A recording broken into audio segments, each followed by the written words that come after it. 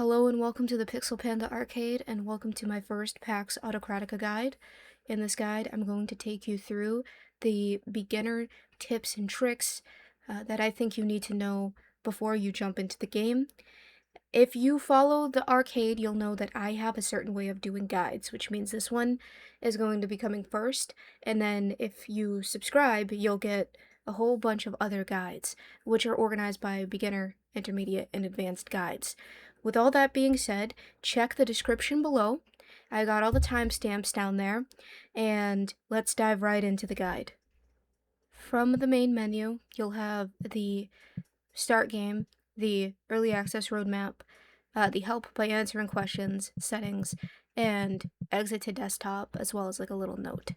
What we're going to do is jump into settings, and I'm going to give you a quick scroll through of what the game offers right now.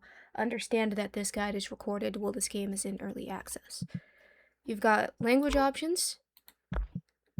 You have your mouse sensitivity, your aim sensitivity, your invert mouse axis if you'd like. You have the gamepad horizontal sensitivity, the gamepad vertical sensitivity, the joystick cursor sensitivity, and then you can invert the axis if you'd like. They have the aim sensitivity for gamepad, the aim sensitivity for gamepad with a 4x scope. They've got aim assist, aim snap, aim acceleration strength. And before we continue, I just want to explain. Aim acceleration allows faster stick movement. Sometimes this can be useful to turn off, but even when I use the Xbox controller, which is what I use to play this game every time, this setting feels really good. And I use everything at the defaults, like you can see here. Then you can adjust the left stick dead zone, the left stick input dead threshold, the axle dead zone. Then you can do the same for the right stick. Out of the box, I really like how the game feels with the controller, so I haven't adjusted anything. Then you have the center of screen dot overlay, the hold to aim, which yes, I always use, and then they have hold to run, which I don't use. And you can kind of see, this is where you get to like the crosshair, right? So if you click here, you can choose what kind of crosshair you'd like. They have the dynamic crosshair, the static crosshair, the dynamic circle crosshair, and the static circle crosshair. Then they have the crosshair dot toggle. And then you can increase like the size. You can increase the thickness. And then they have like the gap, the outline. You can change the color, like so.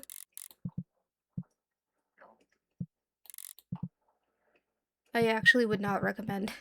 There's a lot of reasons I would not recommend anything too crazy, but there, we'll just keep it red, whatever.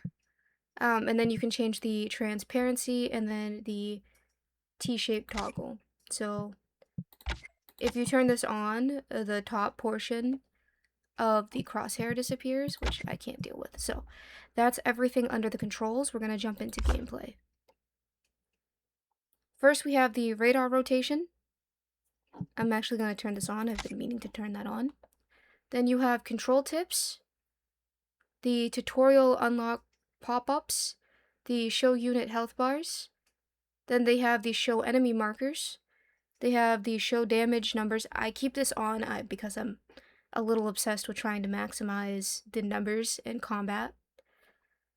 Then you can turn on in-combat outlines for the enemy, in-combat outlines for allies, and in-combat third-party unit outlines. I keep those off. Then they have creator camo soldiers. So when this is enabled, special soldiers named after partner creators may randomly appear in this game. And then they have the send gameplay data. rarely ever keep this on, but for this game, I made an exception. After that, we've got video, and this is all your video options. I'm gonna tell you, I'm new to playing on PC. Other than Control, this is the game that I've spent the most time with on my computer, but all of your options are here, and it reminds me I need to set up my new monitor. But we've got windowed, we've got the overall preset, texture quality, particle quality, animation qualities, model qualities, and shadow qualities. I always keep shadows at mid to low, and normally when given the option, I also do the same thing with any kind of foliage.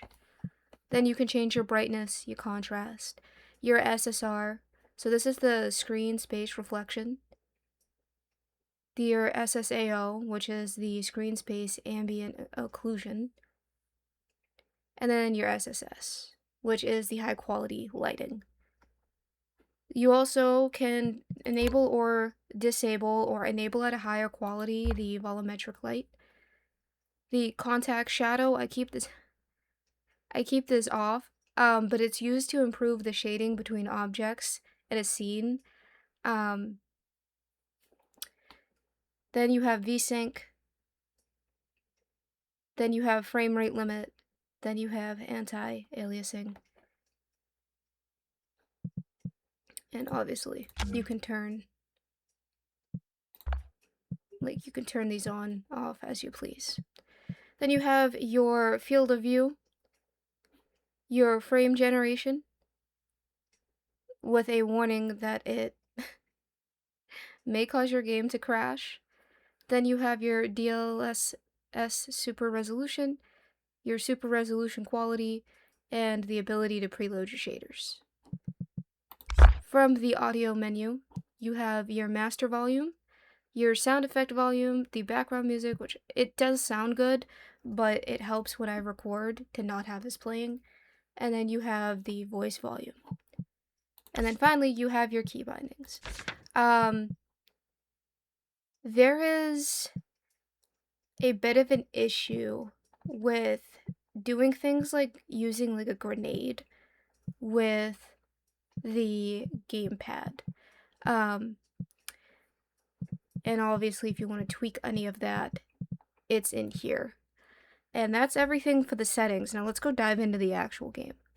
Okay, so my game is going to look a little different than yours because even on the save, which I have set up specifically to do guides, I did have to get some things, and by some things I made a lot of things ready.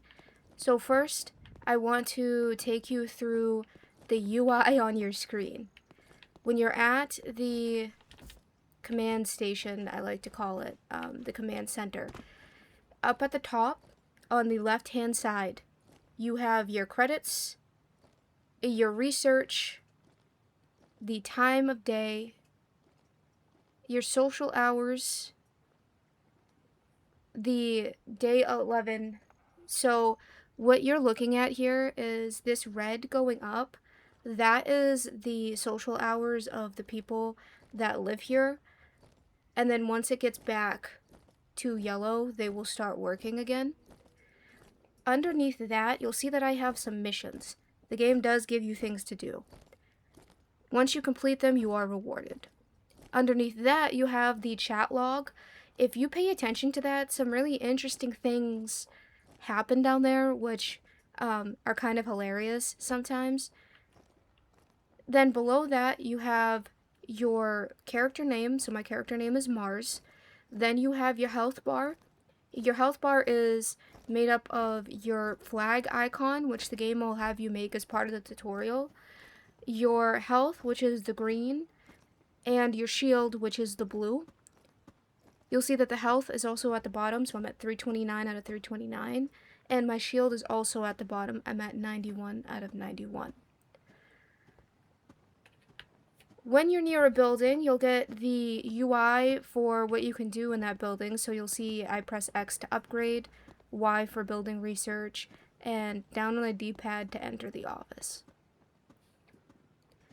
Moving to the right side of the screen, we have a whole bunch of things, okay? So those little things at the top, the one that I want you to pay attention to right now for this guide is just the drumstick. That's your food. You want that to be as high as possible. All of the other icons, well, they do matter for a whole bunch of different reasons.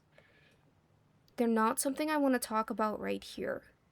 Then you have your Manage Soldiers button and then your Character Interface button. If a character is overworked or injured, you'll see a little icon under the drumstick on the right-hand side. Below all of that, you have your controls for construction mode, relocation mode, and deconstruction mode. Those are things that we will dive into a little bit, but we'll have separate guides. Alright, so the reason I didn't dive into those icons yet is because we're going to do it now. First, we're starting with the soldier management screen. This is going to be everyone that you have in your, I was going to call it a community, and I guess in some ways it is, but these people at the top here are people that are available for work.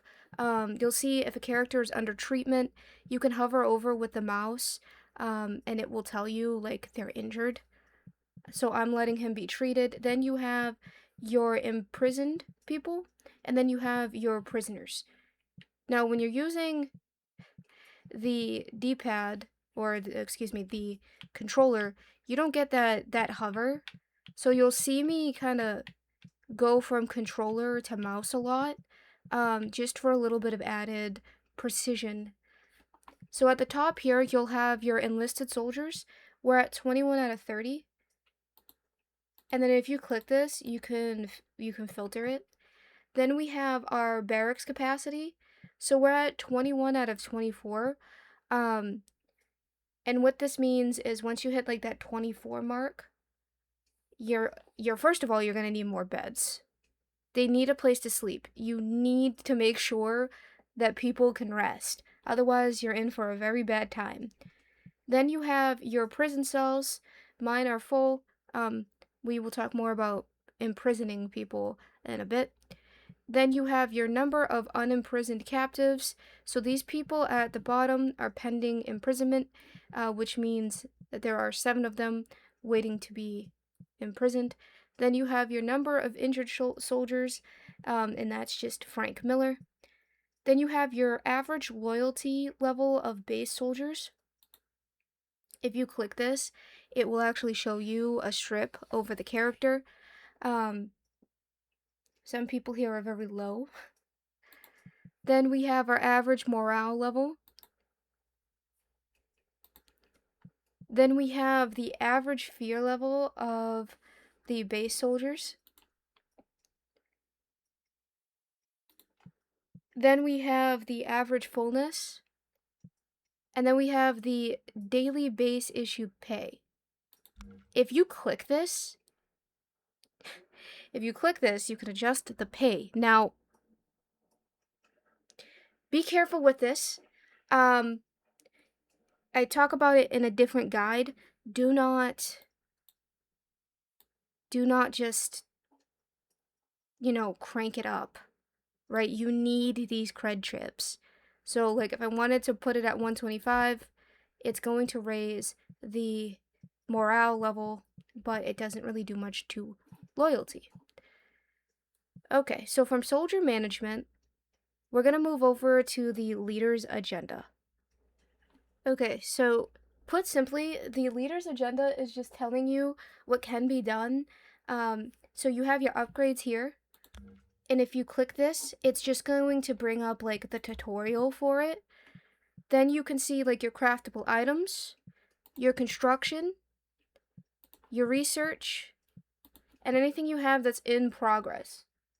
Alright, so in progress right now, I've got a tangy meat platter cooking. Alright, so this screen is invaluable and you'll probably be spending a good amount of time here. Just don't skip it. And from here, we do have a couple of other things to talk about in this menu. So, technically speaking, if you had any inactive soldiers, they would go here, but I don't. So, we're going to go over to core fragments. Um, this is where the roguelite elements come into play. And it's going to show you all of them here and tell you exactly what they do. So you unlock more of these when you complete an expedition. So at the beginning of the game, it might seem like there's not many options, but there are. There's plenty. And you'll see here they have the electric bouncer. So you have to obtain the core fragment from an expedition, and you have to sometimes reach a certain level to be able to get that. Alright, so each one of these would take you through the prerequisites for unlocking a fragment, and then what that fragment offers. And you can see that here. If you scroll all the way down, it also shows you, like, what could be unlocked. And like here, we have, like, the toxic fog. Then we have retaliation.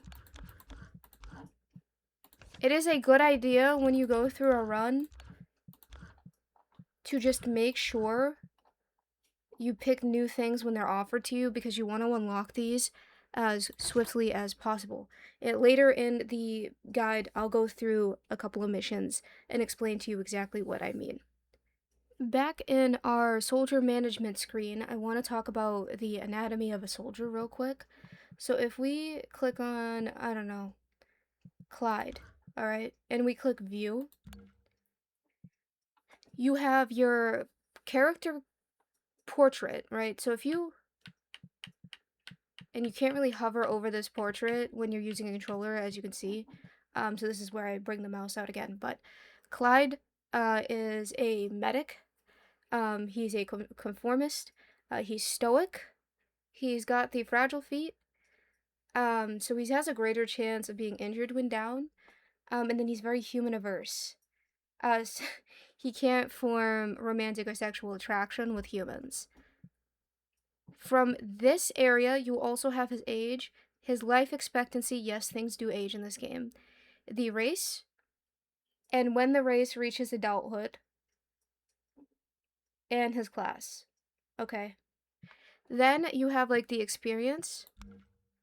And if you click down here, it's just gonna, like, you're gonna go all over the drama. Alright. Then you have his relationship. So he has an affinity to, what is that, Jor? Jor. And this just means that, you know, he is becoming friendly with him, which is good. And then any aversion is anything that he is averse to, and this will grow into disliking. Then you have his general state. He is agitated. When these soldiers are agitated, their morale will decrease daily, and the chance of arguments and brawls will increase. You have, like, the loyalty level, and loyalty is a separate guide, but essentially you want this to be as high as possible, or neutral. Then you have his morale level, his fear level, the stamina level, the fullness level, credship reserves, and then his pay. Now, if you click this, you can modify an individual soldier's base pay, which, by the way, is really cool, devs. I really like that you added this. Which is not something I added here yet. But his stamina level, this is, like, how much he can work before he gets exhausted. And his fullness level is how hungry he may or may not be. There's a food problem right now, and I did this on purpose so I could take you through it. But you, in general, don't want people to be hungry, you know? You don't want them missing meals. Then you have their production. So if you click this to enable or disable auto assignment and temporary assignment, that is going to turn off the ability for the soldier to get automatic or temporary assignments for this type of work. So if we scroll around here, right, and I don't know, his production speed is alright, his construction speed is a little so I'm going to turn this off, okay? And by turning this off, Clyde is not going to be summoned for random construction jobs. You can also modify his work location. He is a medic. He comes with me more than he does anything else. He's my favorite medic. So he is currently unassigned. I don't expect anything of him. He can jump in to help if he wants, but I want him ready for missions. And then we have his general traits. So he's a conformist, right? He's got a stronger positive response to directives and glory assemblies. He's stoic. He accumulates fear more slowly. But he's fragile, you know? He has a greater chance of injury when he's down. He's human averse. And, he's got some combat traits here, which is what you want to pay attention to when you're forming a squad to go out on missions. He's a talented survivor. It increases maximum health by 14%, and he is swift. Increases movement speed by 8%. His combat skills include throwing a healing grenade to an ally. Okay, as the game continues, classes will matter more. You need a medic. You need to have a medic that you trust. For me, that medic right now is Clyde. And then you have his combat stats. So he's got 1,206 max health, 200 max shield. He does 60 DPS per second with a shooting speed of 1, and his effective range is 150. This is your soldier screen. As you start managing more, you want to pay more attention to this. This is how you do all of the optimization that goes into actually playing a management game. Moving on from that, we're going to take a look at our equipment. So first we have our exosuit. Here, if you click this, if I had other skins, this is where I'd change that. And as always, you can move. You actually can get a lot of range here out of the controller, but I'm going to use the mouse. Then you have your weapons. This is pretty self-explanatory. If you look at your weapon, by the way, it will tell you all of its details, like shooting damage, magazine capacity, effective range, max range. The whole 9 is already here. The difference that you'll see here is that my purple weapon, I guess purple, has stats, whereas the normal equipment does not. Then you have your armor. And you're going to notice here everything has like a rarity, so it's going to go from gray to blue, gray, green, blue, and purple is what I know of so far. And you want to upgrade these things as you go. Please trust me. Upgrade your equipment. Then you have your character name, your level, your health, and your shield. Your level matters, okay? Your level matters a lot. This game didn't skip out on the numbers, okay? And once you get to the end of a sector, you're going to notice that you are getting stomped. And it's because you do have to grind a little bit and level up. Then you have your primary weapon attribute bonuses. And you can click this if you'd like, but you have your shooting damage, your shooting speed, your magazine capacity, your reload speed, your effective range, your max range, your stability, the melee damage, your attack speed, your crit rate, your crit damage, and your weak point damage multiplier. Other stats include your movement speed, your shield recharge interval, your shield recharge rate, your health regeneration, your damage reduction percentage increase, your soldier damage bonus rate, and your soldier damage reduction rate. Notice my health regeneration is 0. Pax does not feature, and I am so grateful for this, health regeneration by default. Next up, we have the troop screen, and this is where you choose who to deploy with you and any vehicles to take and what ship to use. We're going to go over ships in a little more detail at a later date.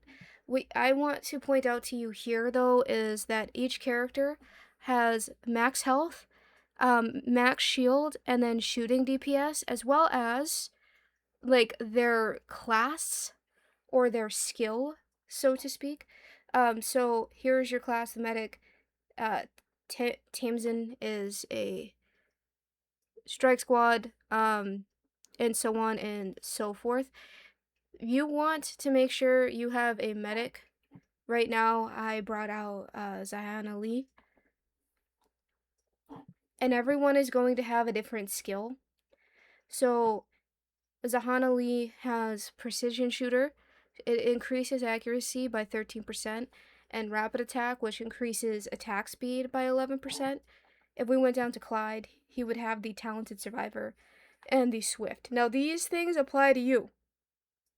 So that's why it's important to choose your squad wisely. You also notice that your crew, so to speak, your soldiers, all have a different colored box around them. That box is their rarity. In general, anything is better than gray, but you should always have a couple of gray soldiers. You can see the difference immediately if we look at Aiden and Zethan. Like, he's a strike squad, but he's Scourgeborn. Zethan has 884 health, and Aiden has 1117 health. And then the shield values are obviously different, and then the shooting DPS is way different, like way different. I will talk to you guys in a bit about the shipyard, but this is just how you get them ready. Now we need to talk about research and what you need to make sure that you have. So my command station, my command center is at level 3. At level 3, you hit the need to get the logic module. I consider this then to be the perfect stopping point to get you situated before moving on, right? If you come into research, there's a whole slew of things at the bottom, and the game actually takes you through building a lot of these, but I want to talk about each one, aside from what we have on the construction side. First, we have the Statue of Merit. This is going to let you, I'll actually show you, this lets you make a little statue for one of your soldiers, and if you go in here, you'll see, like, we have an outstanding soldier thing here. And this is a commendation for outstanding soldiers. It boosts their morale, it strengthens their loyalty, and, it lets their honor show. I love the robot, so he is the first I built a statue for. Above that, then, you would have the execution gallows. And we are going to research that, but we don't need to put it down yet. On the right side, you'll have your required research points, your current research points. So we're at 0 a day. It's pretty great. And that's actually really not good. But you want to, eventually you're going to have to use this. So make sure you get it. Then you have your Spaceship Yard. This is where all of the things for your spaceships come into play. What I want you to do before you move on past level 3 is upgrade the Spaceship Yard to 2. And then you'll see we can prioritize research or we can cancel research. If we continue this way, we have the food hall. This is not optional, this is where your troops will eat. But you'll notice the upgrades to this are currently locked. which is fine. Then you have the blueprint for the kitchen. So the kitchen allows the food hall to serve hot food or meals. So you do need both. And then people can work in the kitchen. Then we have the barracks, and the upgrade from that is the treatment clinic. So the treatment clinic is where people will go to get healed, and the barracks then is where people sleep. Okay. This has two different branching trees. So the treatment clinic would then go into the reproductive facility, which would then go like is a whole thing. And then from the bottom up, we have the collective barracks, and right now that's it. I am hoping they add some more to that, but then we have the Weapon Research Center. You need this. You need this. Build it as soon as possible. Then we have the Command Center. Then we have the Armor Workshop. Weapon and Armor Workshop needs to be built as soon as you can. Then you have the Soldier Training Center. I'm going to walk you through exactly how to do this in this guide, but this is how you make your soldiers stronger. Then you have your Tactical Bureau. Bring this one up to Tactical Bureau level 3, and I'll show you why when we go and talk about that building in more detail. Then you have your prison. This is how you indoctrinate people that you capture in the field. Then you have Victory Square. This is a giant building. I'll talk about this later in the guide. Then you have your resource transportation station, and that can get upgraded to a second level. Do yourself a favor and build this as soon as it becomes available. It's part of a tutorial. The game will teach you what it does. I go over it in just a little bit. Then you have the wood harvest plant. And then you have the deep drill tower and the warehouse center. Everything at this bottom, other than the decorations, which we'll talk about the decorations maybe in a separate video. But everything else has a use. And before you move on, I highly, highly, highly recommend making sure that you complete this research. It's going to just make things a lot easier for you moving forward. Alright, so we're going to talk right now about upgrading your soldiers. This one confused me for a hot minute. But what we're going to do is, we can't do anything with our green because this is not upgraded. So what we're going to do is, we're going to go scroll down, and we're going to grab Marlies. And we're going to put her in here. Now, if you tried to just drag a head in, that's not how this works. First, you need to click a box. Now that you click the box, the list will refresh, and it's going to show you who can be sacrificed to make Marlies stronger. The reason is you need you need soldiers of like the same race to do this. So we're going to use Clyde, and then I don't know, Olivia, and then we could do that. Or if you scroll up and we pick, I don't know, let's pick this Clyde. It will shoot up even higher. Now, there's nobody that I want to sacrifice right now. At least not from over here. But it will work the same, like if we pick our explorer. Oh, I guess we can't do that. If we scroll down and we pick this guy, and then we click here, you can now put people that are pending imprisonment into here because they belong to like the same species or whatever. And then we have the people down here. So I'm gonna take him, and then we're just gonna see.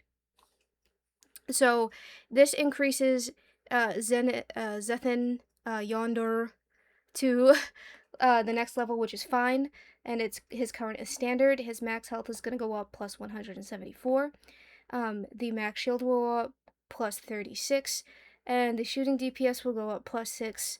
and then the life expectancy, he does gain 10 years, and he gets a new trait. So let's upgrade.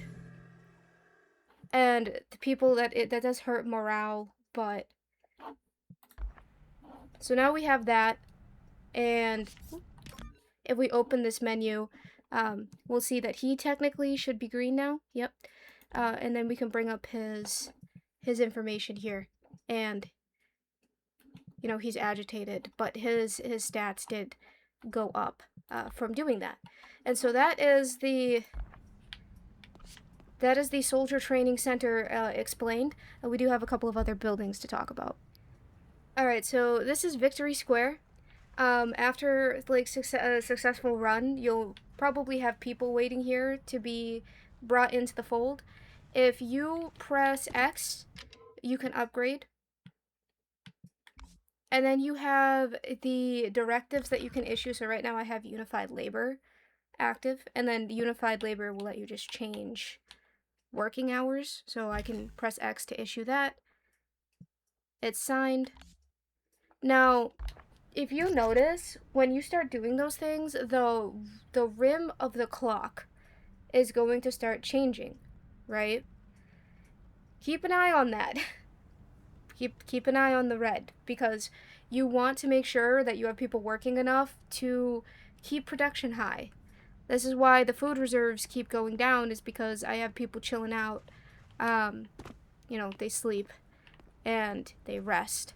So if we go back into here and we go over to the base policies, these are all of the policies currently in the game right now. You'll see they have like the unified labor, sentiment audit, and this one is good. It lets you care for your soldiers if you interact with them. Then you have the 24-hour paid time off. Then you have the leader's instruction.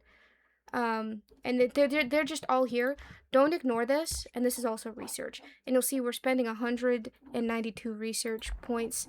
And our research is up. If you look up the top left, like I said, on the left-hand side of the credits icon, that's your research. Currently, we're producing no research no research points, excuse me, because, well, everyone's asleep. Do not sleep on the Victory Square building. A lot of these are going to help you just keep things smoother. This one unlocks the discipline option. Then they have like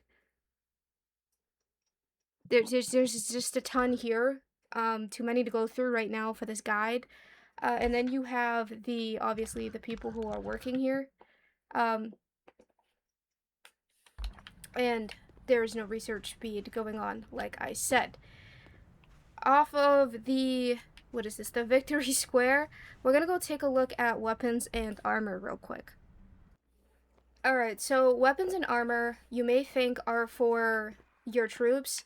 That's not the case. Your weapons and armor are for you, and then what you equipped will actually help your own troops out.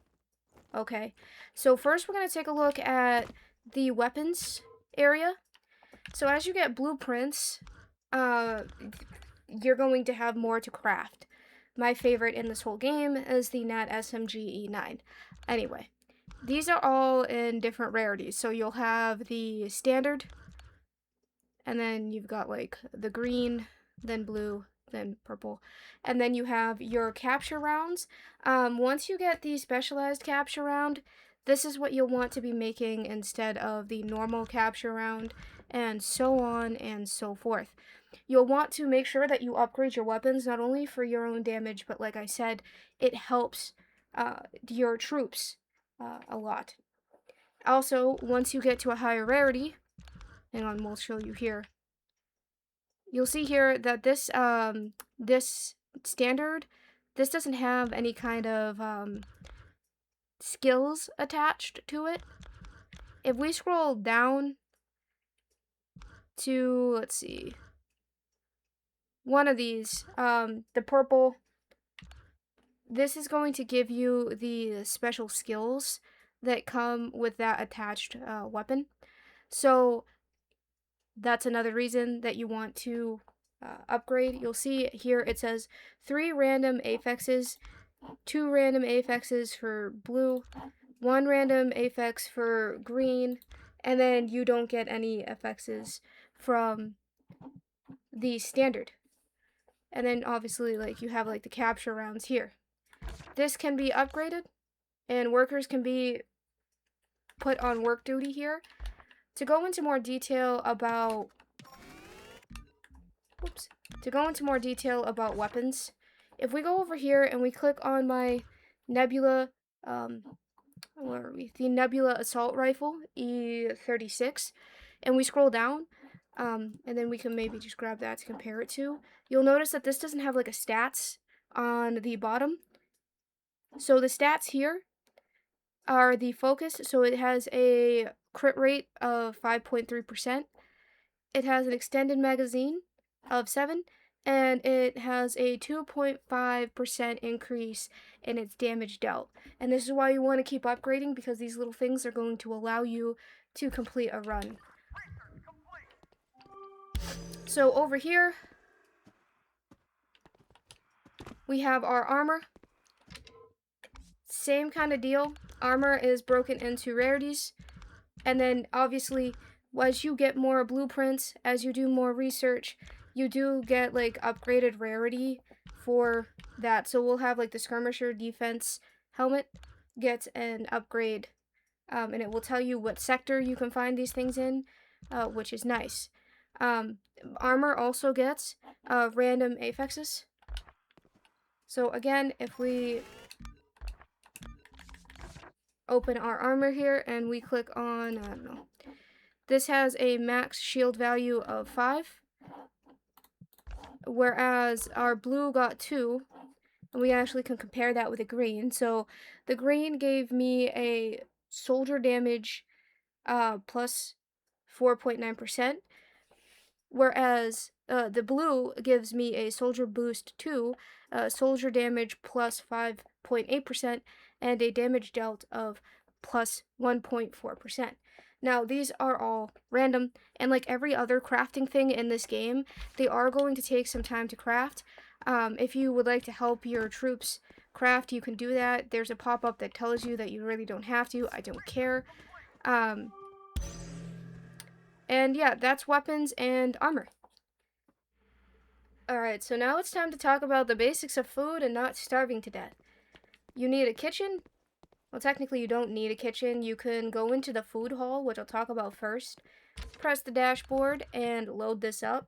And lo and behold, you have options you can put in here. If you hover over a food item, you'll see that it tells you the food name, the item effects, and how to obtain it. If you go into the upgrade menu, you'll see that you can't upgrade it yet, so that's great. And then all of these also, though, function as ingredients. So let's go over to the kitchen, and we're going to click cook food. So when you cook food, it will have like a fullness level. Sometimes it will heal like the injured effect or have other item benefits. When you click on what you want to make, all you have to do is scroll over. I am just putting this up at 4, and then I'll click start production. So they're going to make that, and then one of these workers are going to walk right over to the food hall and deposit it into an empty square. The reason I have these next to each other is because it decreases the time that the worker has to travel to get to the food hall, okay? Just like in Pal World, you want to make sure that your workers, look, here we go. She needs the path of least resistance to do this as effectively as possible. And see, she just loaded something up. Now she's going to go back. You unlock work order confirmed. You unlock recipes by simply playing the game, but you can also buy them at trade posts, which I go over at the end of this guide when we go on an expedition. Okay, that's food. Before before you leave for anything, you need to make sure that you have fully stocked food, because you'll come back and people will be starving and pissed.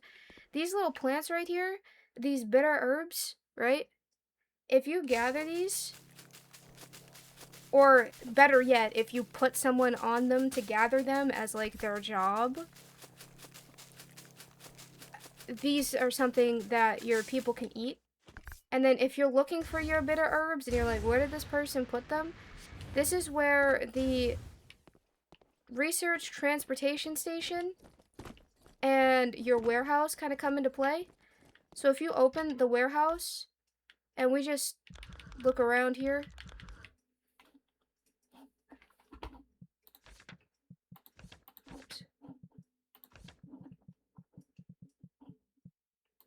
and we come down to materials, you'll see the bitter root is already being loaded into this. Alright, so now you don't really need, so we'll press up on the D-pad and then we can select this.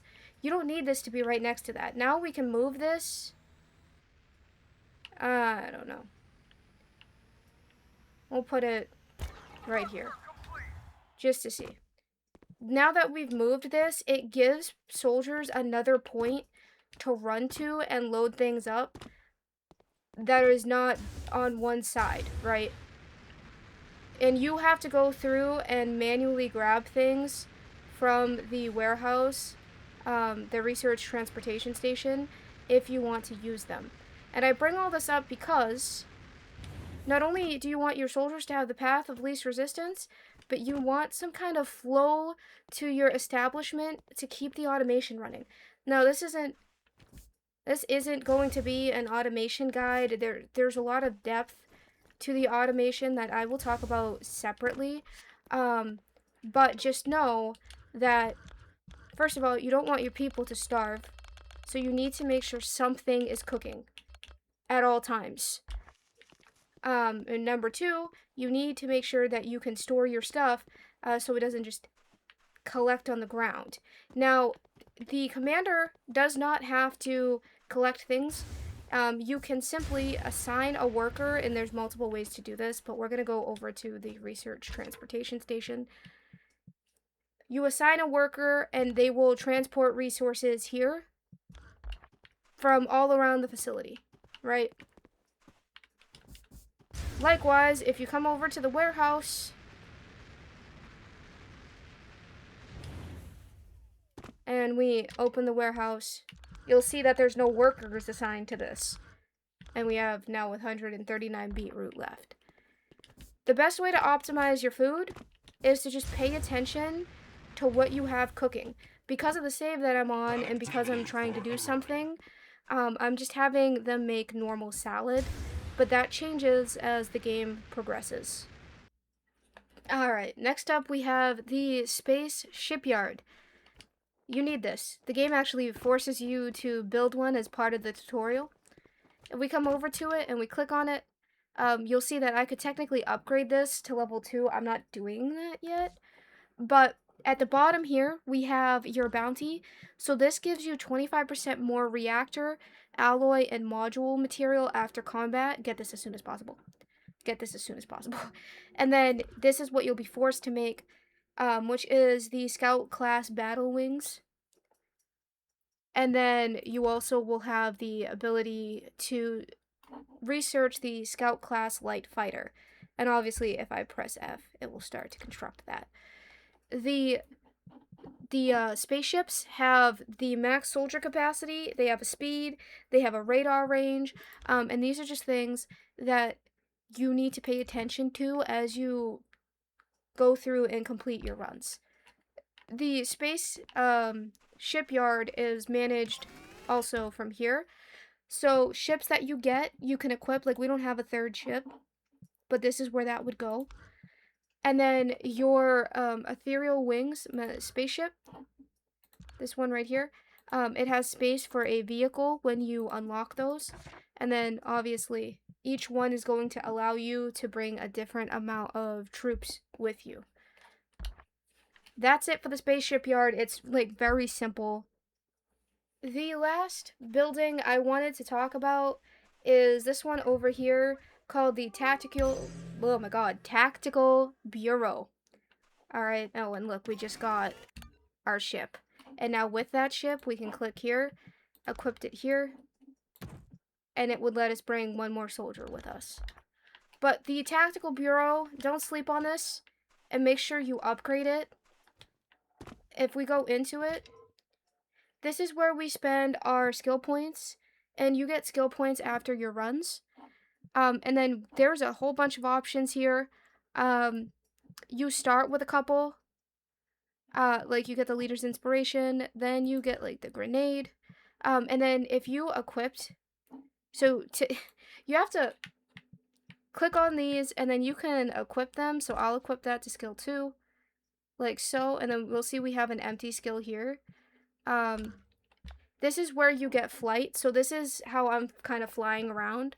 But then you also get like your thruster dash, which increases your dash distance, your weak point mark here, and then you also get your core reserves. You'll notice that you don't have to equip everything, right? So if we look here and we have like, this increases the chance of the red tier prime cores appearing in core fragment storage pods by 20%. And then this gives you another double jump. This is the Tactical Field Architect. This is the Blood Depth Mark. And then you have like the Fiery Assault. So I'm just gonna take I'm gonna take the Fiery Assault, and it will auto equip it there. And this is the Tactical Bureau. Make sure you get this and then you upgrade it as far as you can go, which should be level 3 if you're at the same point I am.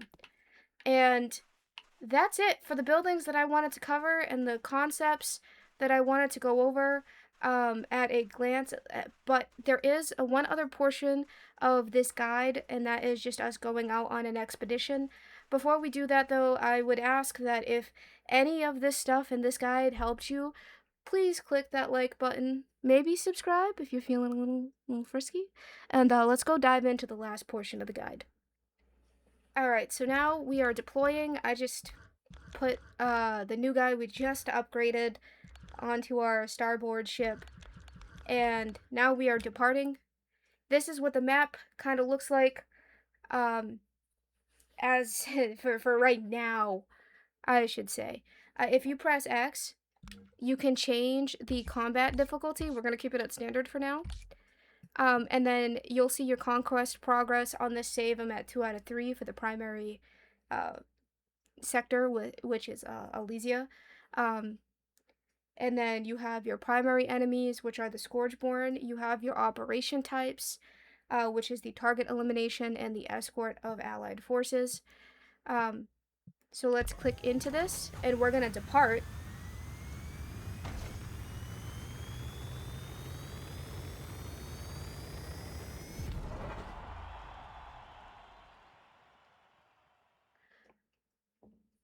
Now, this is going to look a little differently for me than it will be when you start the game up for the first time. So now that we're in here, you can use the R stick, or, you know, the right mouse click if you hold it, to look around. You can also zoom in, zoom out using the right stick, and then you can rotate with the triggers, like so. Obviously, if you're using a mouse, like the controls are pretty standard. You have like the middle button to adjust the camera height, and then WASD to adjust like the camera angle, like so.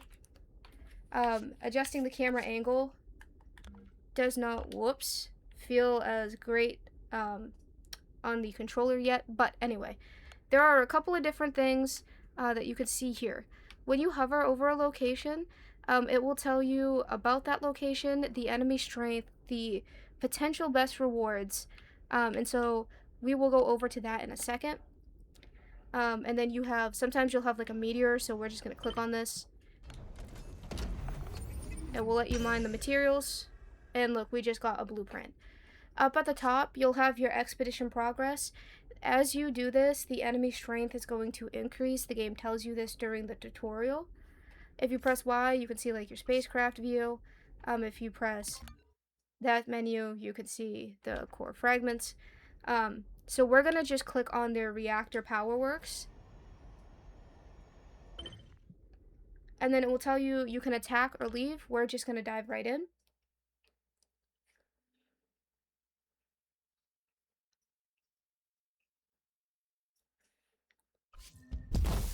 Formation complete. Awaiting orders. Now, my game always has like a bit of a slowdown when you first load in.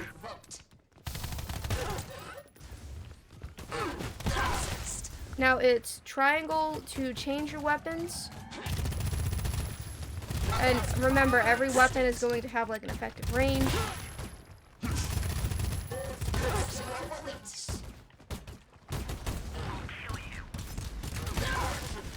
And you'll see at the bottom, you have your health healing thing, which is attached to the up on the D-pad. Then you have your inspire ability. Technically speaking, we should have like grenades and such as well, but you'll see that they're grayed out on the controller. I actually haven't figured out. I did check the options. I have not figured out how to activate those, and I didn't see the option in the options menu. So this is your core fragment selection. I am going to take this one for the Nebula pistol, and this is going to mark my shots. Now, you only get so many core fragments per run, okay? So you do, whoops, that's one of ours. You do have to choose wisely. Now that big guy there, he is an elite.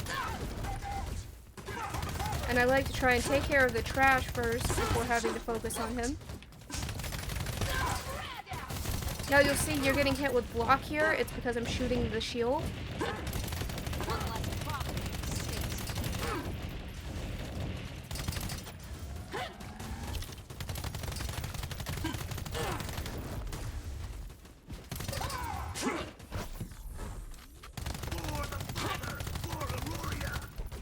Like so. And he's done. Now, you probably saw the green aura going off. That's my medic doing her job. This is why you want to bring her with you. She's not just keeping us alive either. She's keeping the other troops alive too. Alright, so this is going to land. And then we have other options here. So we can gain an additional 20% cred chips after every battle. What I'm going to do, though, is take Retaliation Core. And then after that, you press, or you hold the start button, and we can get out.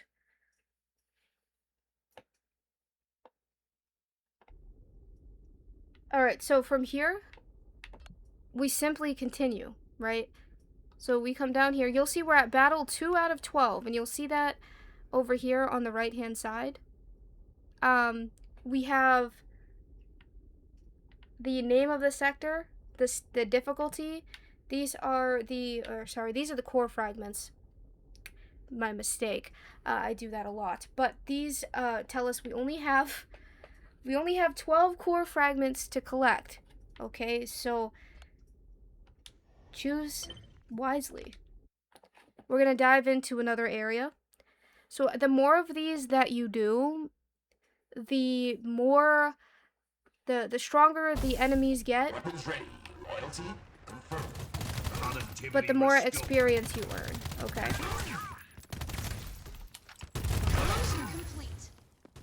You're going down.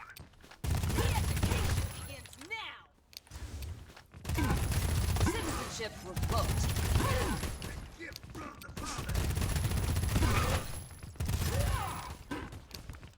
Exemplary marksmanship.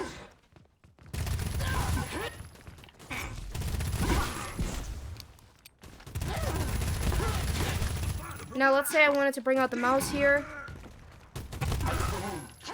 You'll see that the equipment is now mapped properly.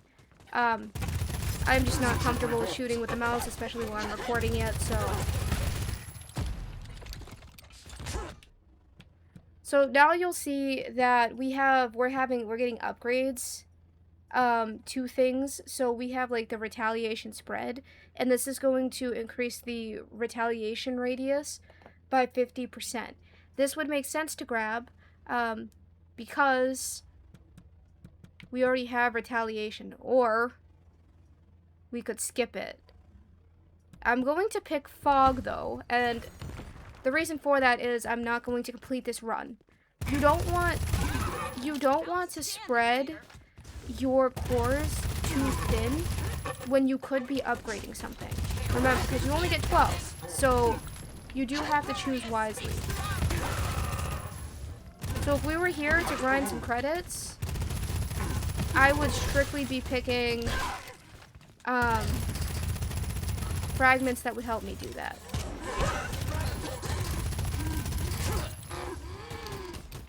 Now, I prefer fog over most other things, just because it does that damage over time, which I like you'll see here. Now, these little things, these are supply crates. Make sure you interact with them. Grab any ammo or any supplies that they drop. You don't want to run out of things like mid-mission. And so we come over here, and then we have new things. So now we can weaken enemies with a toxic fog. But what I'm going to grab is that enemies take poison damage over time when they hit me. And then we're going to exit. And these are the rewards we got. So this is a shock reactor, we got magnetic gravel, and then we got cred chips. Now, cred chips are for trading and for paying your soldiers and like the whole nine. And so it's important to grab some, but also, you know, make sure you have some left over to pay people. We're going to come over here. So here we have, this is the fertile asteroid. And I missed, that's great. But that gave us some space lettuce and some seeds. So if we come down here, this says one of the remaining peaceful sanctuaries. We click on this. This will let you rest. Now, once you do this, that's it. You can't re-interact with that, right? Then we come over here. And then we'll have like the alloy foundry 2. Okay, so we're gonna go do this. And you'll see that the enemy strength just got upgraded. Now, other planets to look out for at this point are trade depots and mercenary depots.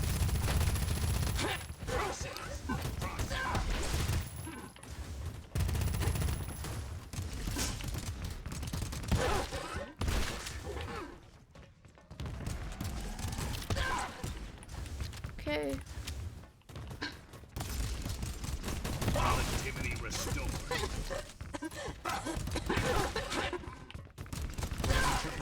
And they're taken care of.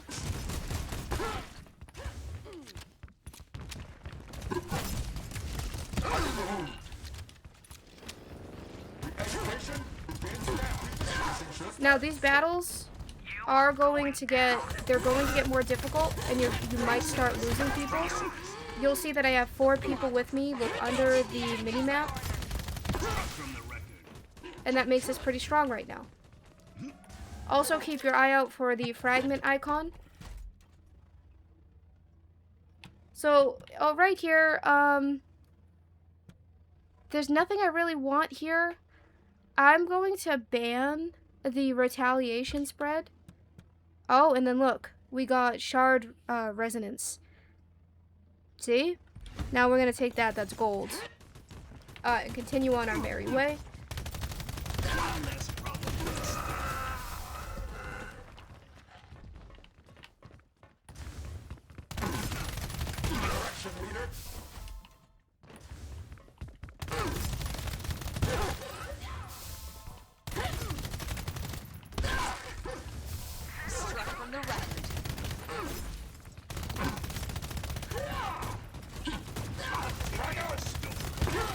And here is where I wish I had my grenades.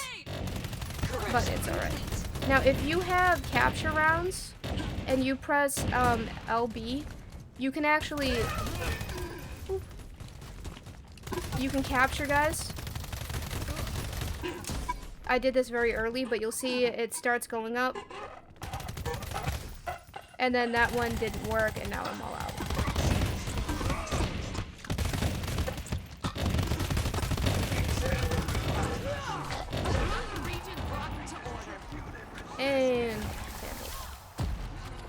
And then we would take our core fragment.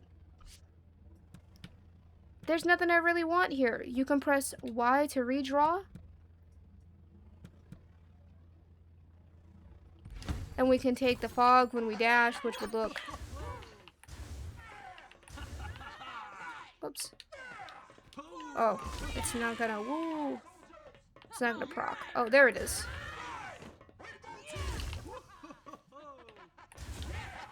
And the fog is... Ooh, the fog is purple. Alright, let's get out of here. These Verid Edge alloys, you really want to make sure you get as many of those as possible.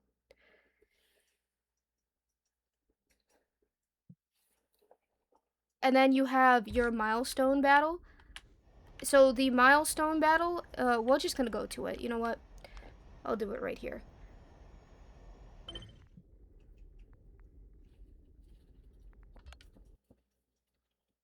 Now, this battle is going to be longer than the other ones.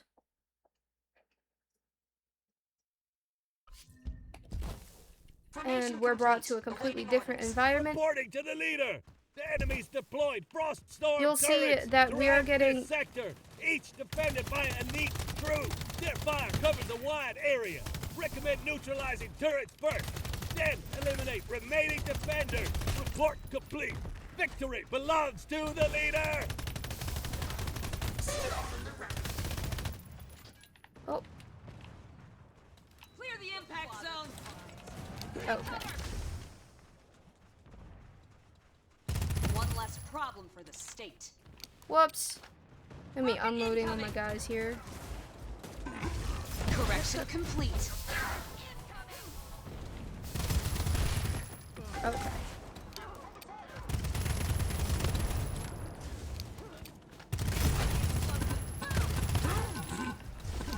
So you'll see the reason I like the fog so much is because it's easy to kite enemies in a circle and have them take continuous damage.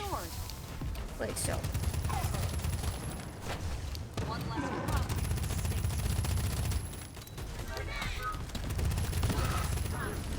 Technically speaking, I would also recommend taking like health power-ups and especially damage power-ups, but... Target removed. Alright, so there's one turret down. Redistributing resistance. Ground out. A gift from the Where are father. we here? Incoming explosive. Move. I love these battles so much, but I do look around and get so overwhelmed by just how pretty everything is. Eventually the game will give you a marker.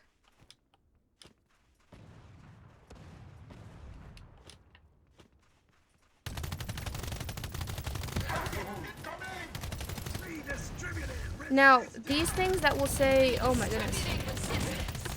These things that will say ineffective on them, that just means you have to shoot its weak point. Target removed.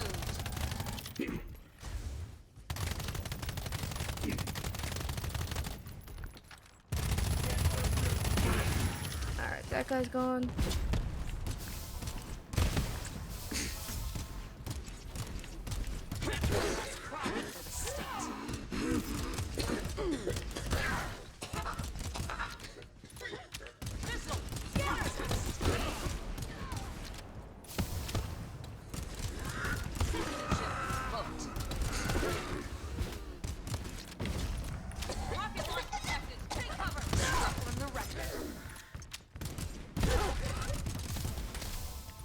my god, we got pushed all the way back. Incoming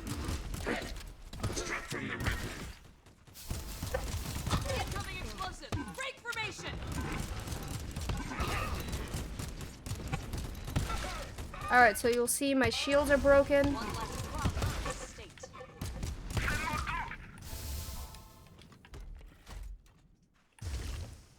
But we need to push forward.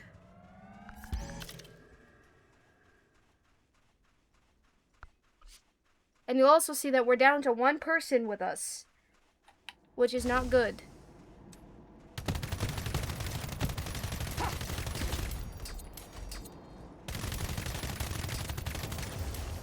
Now you'll see the fog is still doing damage to this thing. Even below, okay?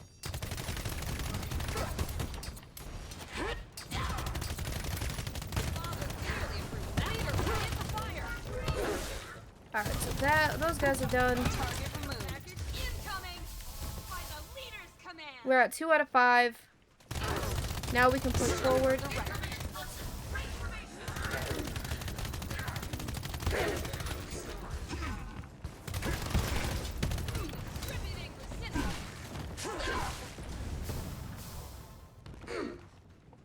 We need to keep pushing forward. The longer you linger, the more resources you expend, obviously. The more ammo you expend. Now, ammo you will pick up as you're mowing down hordes of enemies. Oh, dear.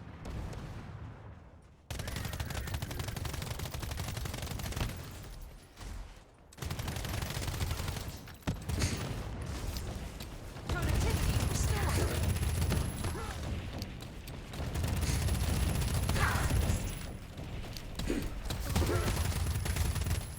Now, in the tutorial, it's going to tell you about soldier death and how it works. But From the record.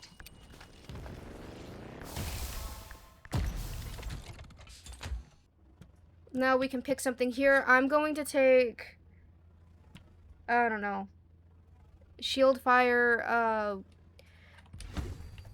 and we're just gonna move forward. Grenade incoming! You see, the only reason that I'm not going through health materials right now is because I got the health upgrade, and I also have the medic with me.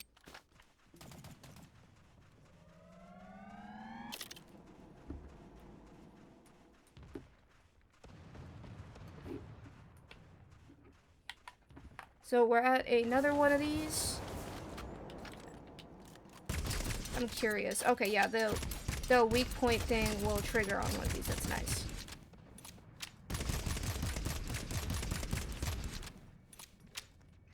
One of ours is down. Clearly approved that one. Alright, so that's taken care of.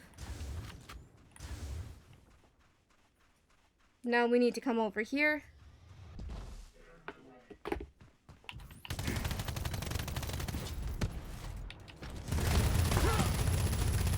Ow.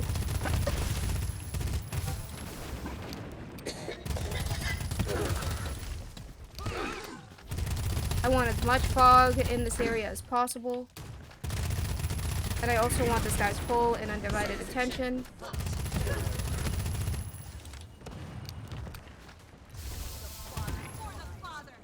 Alright, so we move forward here. Wait, so... Oh. Missile, get her!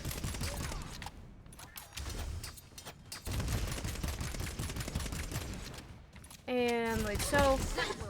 And that's done. Productivity restored.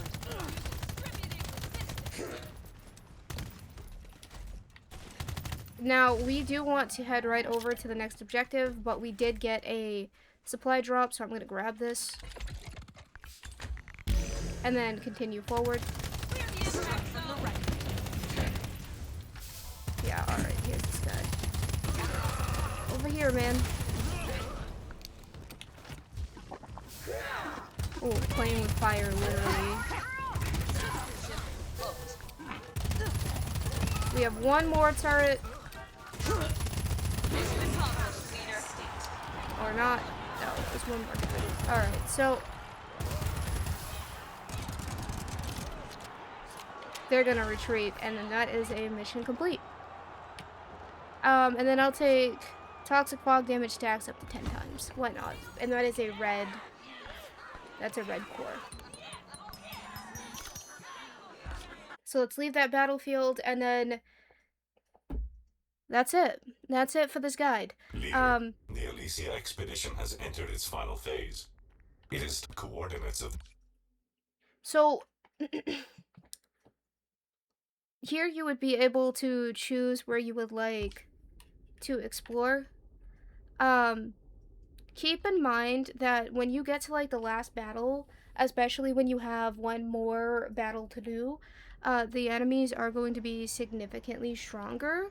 But that's it for this guide, and I do hope if this guide helped you at all that you hit the like button, and if you want more from Pax, please let me know. Wait a second. Wait, there's one more tip I have for you. Okay, so you see this moving prisoner transport? If you interact with this, hold on. And you can choose chat, need help, attack. So if I click you need help, he'll say that the ship was robbed, and I can say I can gift weapons. If I select, this is why I have a whole bunch of like not rare weapons. This is to trade, and then they'll give you a core. So if we click like view our core fragments, we're at 8 out of 12. So I'm just gonna take increase the toxic fog duration, and now we're at 9 out of 12. And then if we click LB, that will end all that, so it doesn't really matter.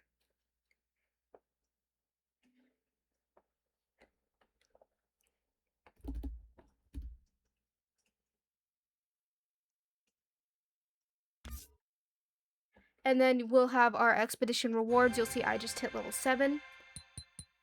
We got tons of items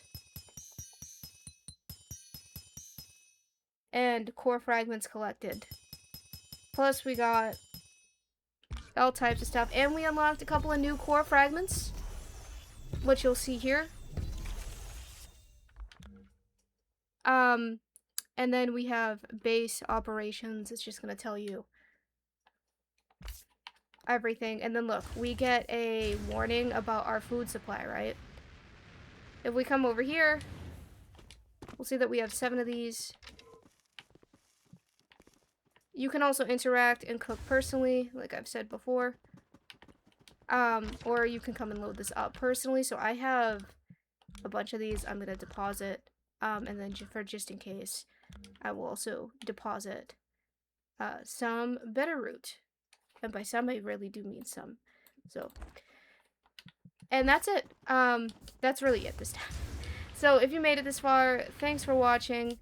I hope this guide helped you in some way, shape, or form. And I will see you guys in the next video.